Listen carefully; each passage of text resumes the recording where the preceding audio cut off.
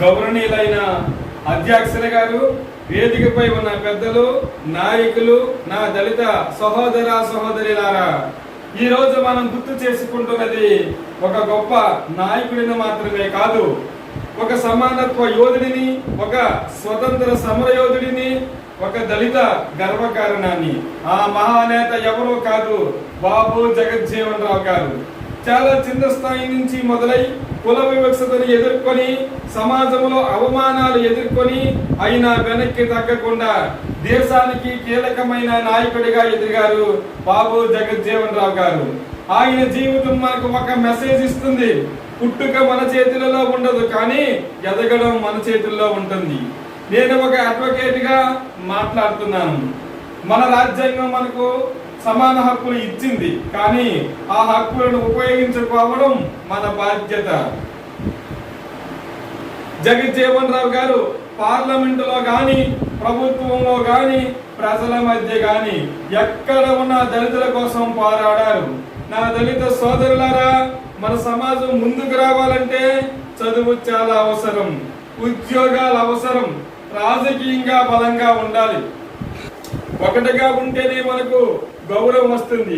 విభజన అయితే మన బలం తగ్గిపోతుంది. కాబట్టి మనమందరం కూడా ఐక్యంగా ఉండాలి. ఏమి చేయాలన్నా సరే కలిసికట్టుగా చేస్తే చాలా త్వరగా పనులు అవుతాయి. నేను తెలుగుదేశం పార్టీ తరఫున నేను చెప్పేది ఒకటే, తెలుగుదేశం పార్టీ ఎప్పుడు బడుగు బలహీన వర్గాల కోసం, దళితుల అభివృద్ధి కోసం, సామాజిక న్యాయం కోసం పనిచేస్తుంది.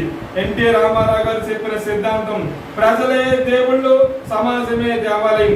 ఈ సిద్ధాంతం ప్రకారం ప్రతి ఒక్కరికి గౌరవం రావాలి, ప్రతి ఒక్కరికి అవకాశాలు రావాలి. ఈ రోజు మనం ఒక నిర్ణయం తీసుకుందాం, మన పిల్లలను చదివిద్దాం, అన్యాయం జరిగితే ఎదిరిద్దాం, మన హక్కుల్ని వినియోగించుకుందాం, మన సమాజాన్ని బలంగా మార్చుకుందాం. ఇది నేను చెప్పడం కాదు, నాతో పాటు మీరు కూడా చెప్పాలి. మన పిల్లలను చదివిద్దాం, అన్యాయం జరిగితే ఎదిరిద్దాం, మన హక్కులను వినియోగించుకుందాం, మన సమాజాన్ని బలంగా మార్చుకుందాం.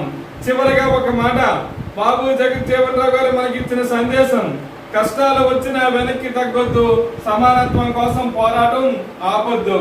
మనమందరం ఆ మార్గంలోనే నడిస్తే ఆయనకు నిజమైన నివాళి అర్పించినట్లు అవుతుంది. జై భీమ్, జై బాబు జగజ్జీవన్ రావు, జై తెలుగుదేశం.